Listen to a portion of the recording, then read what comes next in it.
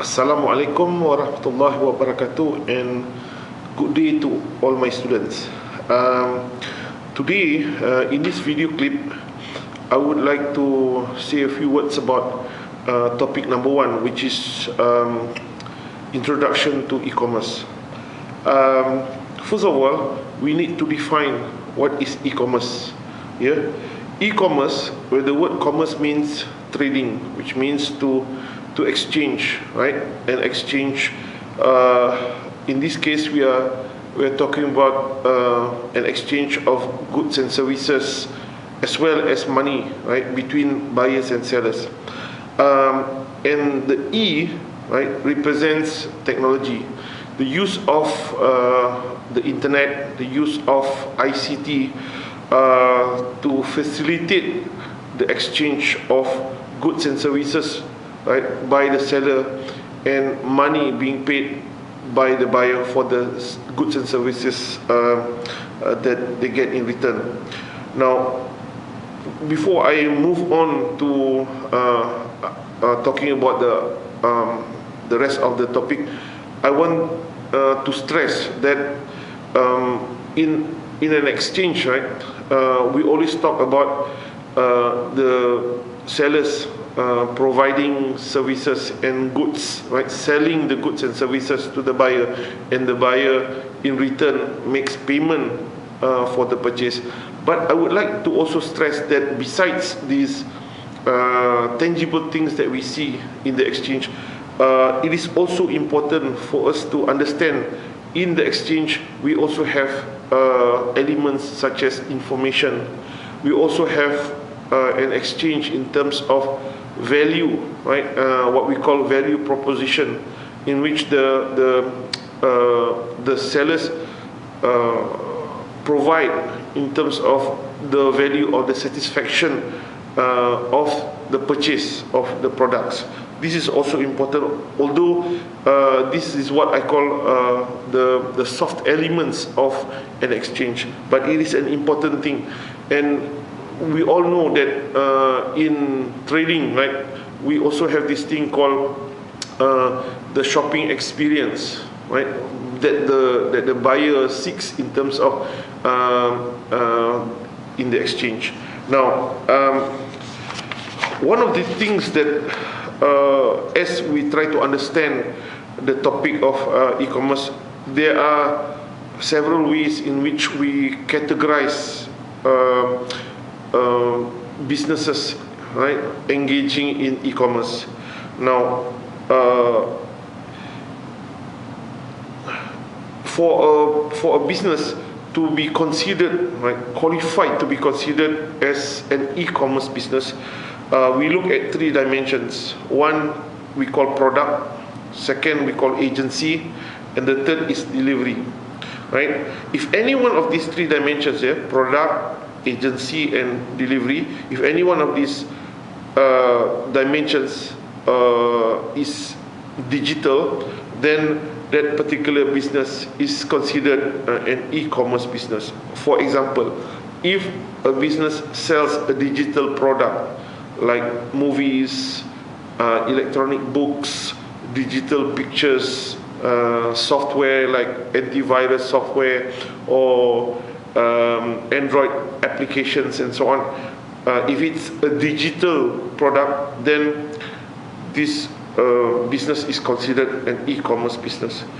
If the organization runs its business through a website, right, this is what we call agency. The operations of the shop is done online, then it is also considered an e-commerce business. And lastly is the delivery. If the delivery of the digital product is done through the internet, then it's considered an e-commerce business. Now, if all three of these dimensions, product, agency, and delivery, are physical, then this business is not considered e-commerce. And in this class, we call these kinds of traditional physical businesses as brick and mortar, yeah, brick and mortar. But for those businesses that have any one of the three dimensions, either product, agency, or delivery, if any one of the three dimensions are digital, then we call it click and mortar, right? Click and mortar. But if all three of the dimensions are digital, the product is digital, right? The business runs totally on a website, right? And delivery is done through the internet, through uploading or downloading. Then this kind of business is called pure play. So e-commerce businesses are normally we consider click and mortar as well as pure play to be e-commerce businesses. But brick and mortar is definitely not. Now, it is important for us to understand the nature of the digitalness of these dimensions and how it impacts the way in which e-commerce is run. For example, if the product is a digital product, then the product itself, right, can be manipulated, can be customized, can be personalized easily, right? And the production costs of the product is not the same as the production costs or the nature of producing these products as the physical counterpart, right? The physical products. Because, for example, if you have a digital product, right? The first master copy of the product, the first product that is being developed may cost millions, may cost thousands of ringgit. But once we have the master copy, let's say of a picture of a movie, right? Let's say a movie costs 100 million to produce, and once that 100 million ringgit movie is put on a master copy disc, right? To duplicate or to make copies of the movie, right? The production cost after that becomes very minimal. Okay. Plus, it is very easy to manipulate and modify digital products as opposed to physical products, right?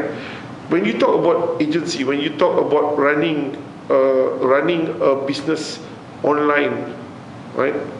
Purely online, instead of running a business through a physical shop, there are many differences, right?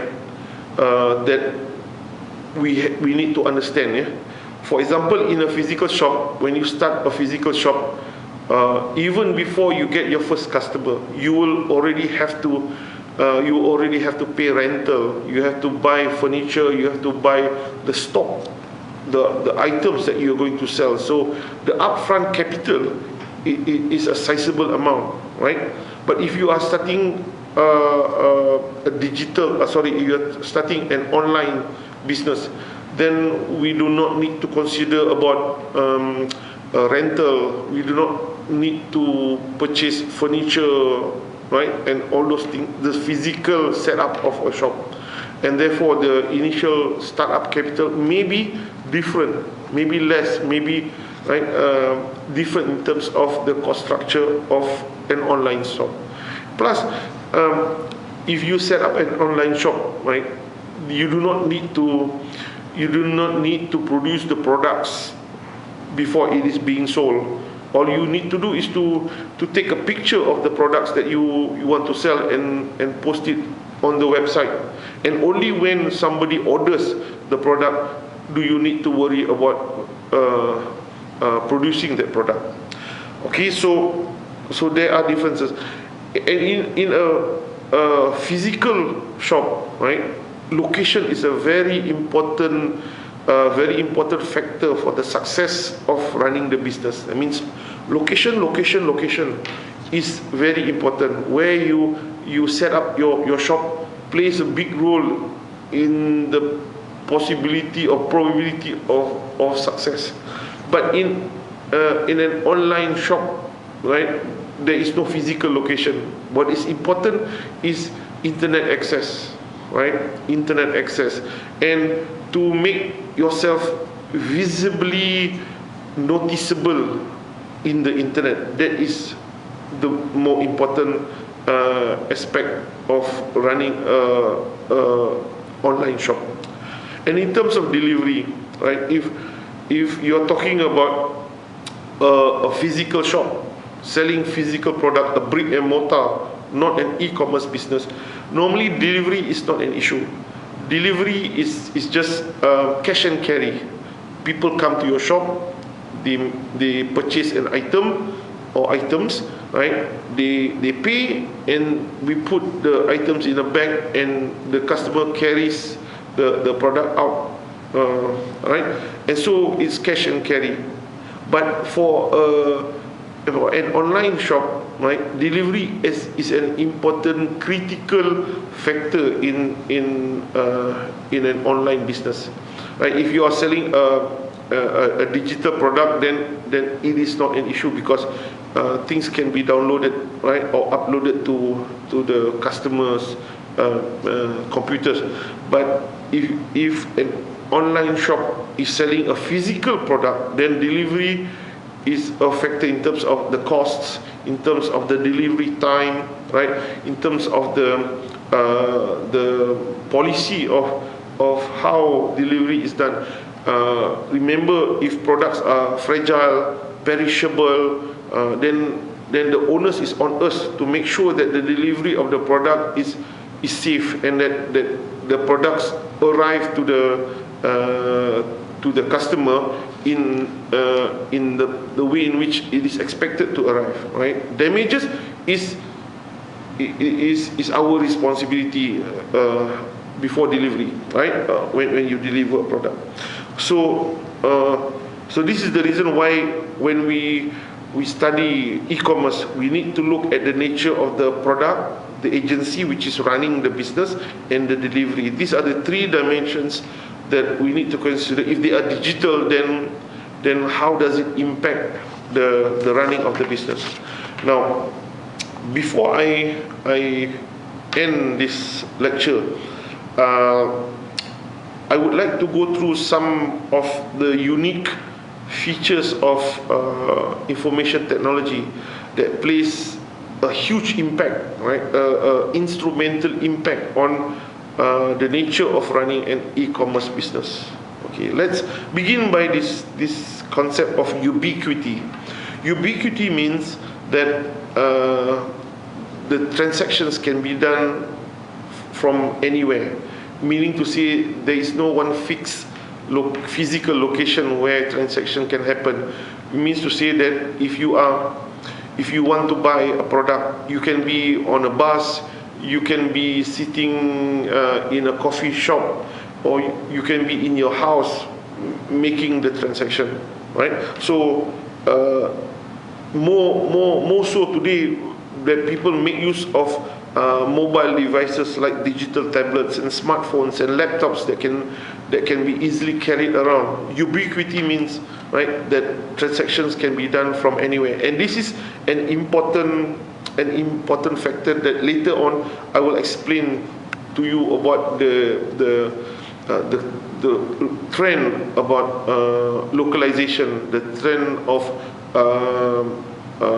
location-specific applications, whereby the digital tablets and the applications are sensitive and aware as to exactly where you are located by using global positioning systems, GPS, to pinpoint where you are and to take advantage of the knowledge that the customer is in a particular location, and how we can entice them to buy products which is within the vicinity of the place in which that customer is. So these some of the things that we will be talking about.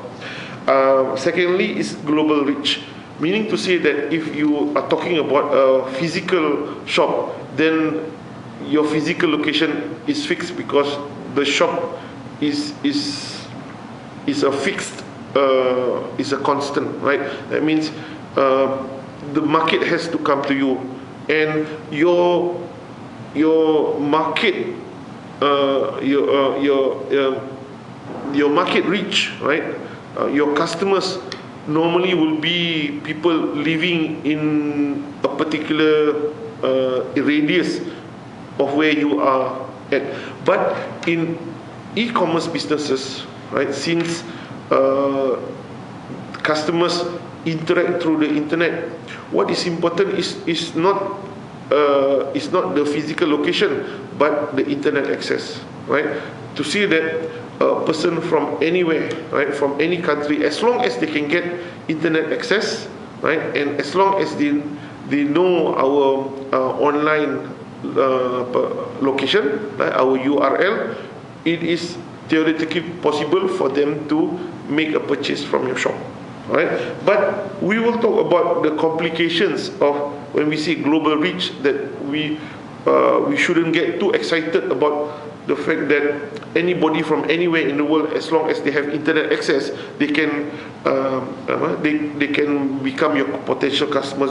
The problem of language, for example, right? Although theoretically people from Japan, from Korea, from India, from China, right, or from France can surf the internet and find your website, and they can purchase products from you. But we have to understand that they speak a different language, and if our website is in English or is in Malay, or in a foreign language to them, then maybe they will not be able to understand, right? But there are ways in which we can overcome this, right? So language, culture, and localization aspects have to be taken into consideration when we talk about global reach, right? Number 3 is what we call universal standards. In that, today you find that through the internet and through information technology advancements, you find that there are most products, right? Many products, digital products, they are compatible with other products.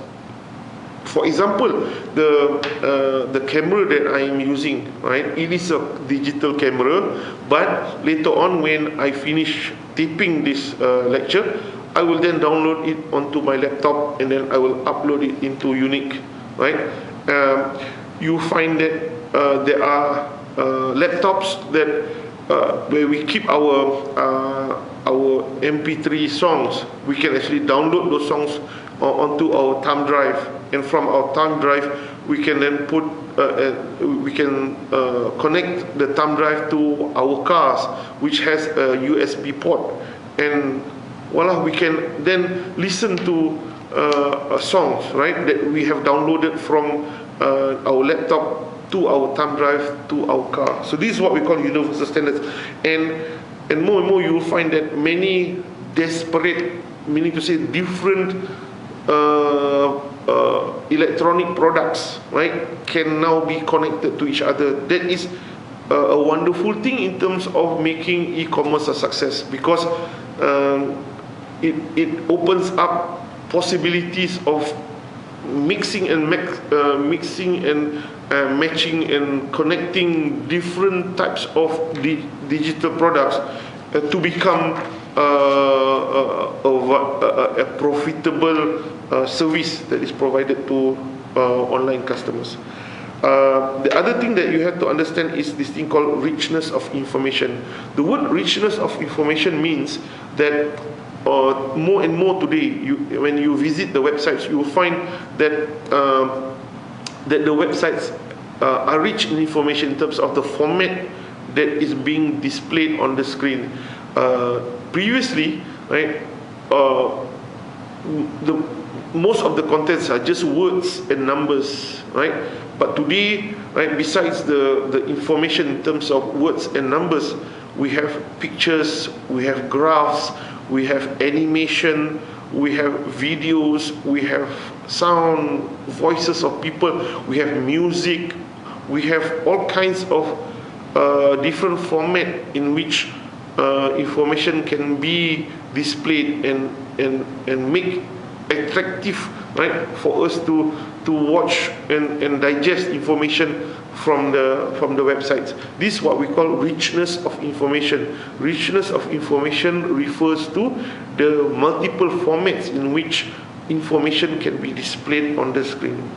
And this concept of data visualization, meaning to say, if information, right, can be visualized in terms of graphs and pictures and videos and so on, it makes our understanding of information being conveyed to us easier for us to understand, right? Number 5, right?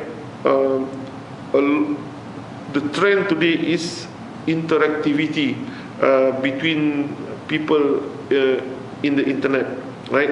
We have social network, we have chats, we have Skype, we have video conferencing and so on. So you find that more and more today the trend in the internet is interactivity, a two-way communication. If you compare this to the previous traditional mass media like radio and television, right? Radio and television is broadcasting, meaning to say that from the station the information is broadcasted to the listeners, to the people who will watch the television, but it is a one-way broadcast. But today, with information technology and the digital nature of ICT, right, more and more it is possible for us to have a two-way communication. So this is good for e-commerce, because remember that e-commerce is an exchange, right? An exchange between two parties, which is the buyers and the sellers, right? And therefore, if more and more today the trend and the advancement in ICT, information technology, allows us to have two-way communication, therefore it makes exchange in the sense of the e-commerce becomes more and more exciting, right? Okay. Then the next thing is information density. Information density means that there are more and more information out there in the internet, right? You go to websites, they have tons and tons of information. So lack of information is not a problem today. What is the problem is information overflow, an explosion of information that makes us that gives us difficulty in terms of digesting too much information. So the challenge is not having very little information or less information, but the question now is, how do we manage so much information so that it can be displayed, it can be retrieved in ways in which we can digest easily.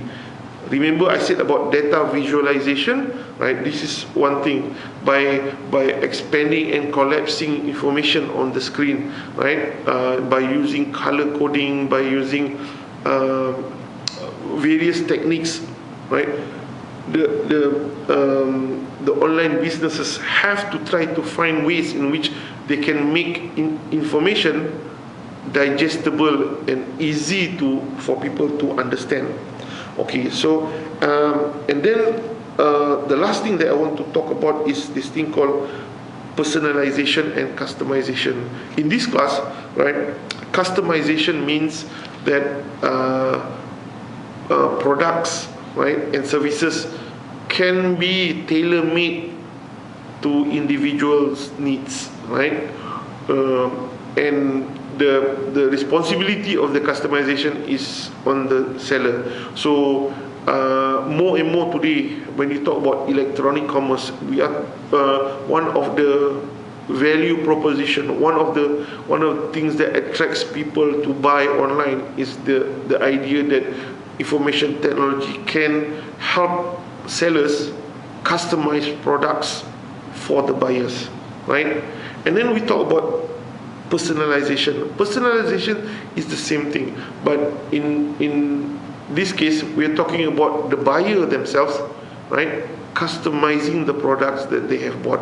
So there's a difference between customization and personalization. Remember, customization means that the buyer provides information to the seller saying that this is what I want out of the products that you are selling to me, and so the seller will then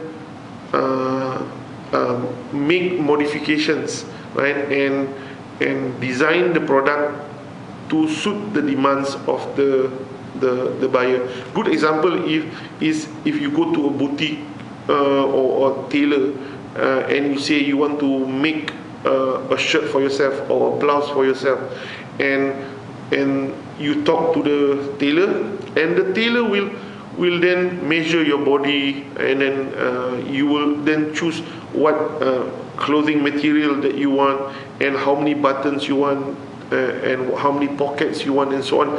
And he or she then will then cut up the cloth, and so according to your specification. And so the clothes, the blouse or the shirt or the trousers that you buy from the tailor, right, it has been custom made for you.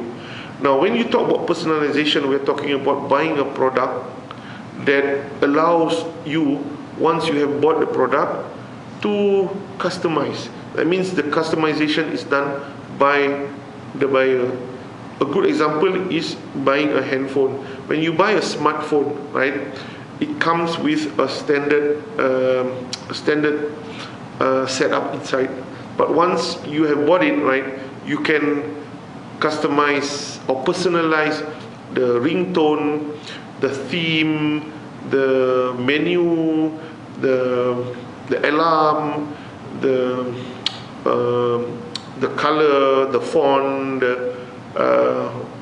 many things in the software and the applications inside the smartphone allows you to determine the look and feel and functionality of the smartphone to suit what you want out of the smartphone. Therefore, a lot of the customizing of the smartphone, right, is done after you have bought, and it is done by you, the customer. So this is what we call personalization, and these are some of the things in which helps us to understand the differences between e-commerce and a brick and mortar company. Remember, again, I will remind you again that the theme or the major thrust or the major message of this subject is to understand what is commerce, and then understand electronic commerce and how information technology changes the nature in which commerce is being carried out. And in order to understand and appreciate the impact of technology, we need to make comparisons. Right? We need to understand the nature of technology, and we need to make comparisons between the digital running of the commerce and the physical running of a business, right? And the traditional as well as e-commerce. And then by making that comparison, we can better appreciate, right, the impact of information technology in running a business. Okay, so basically that is my lecture for this time. I hope you will that you have understood the things that I was trying to convey to you. So until next time, inshallah, Assalamualaikum, and good afternoon, good day.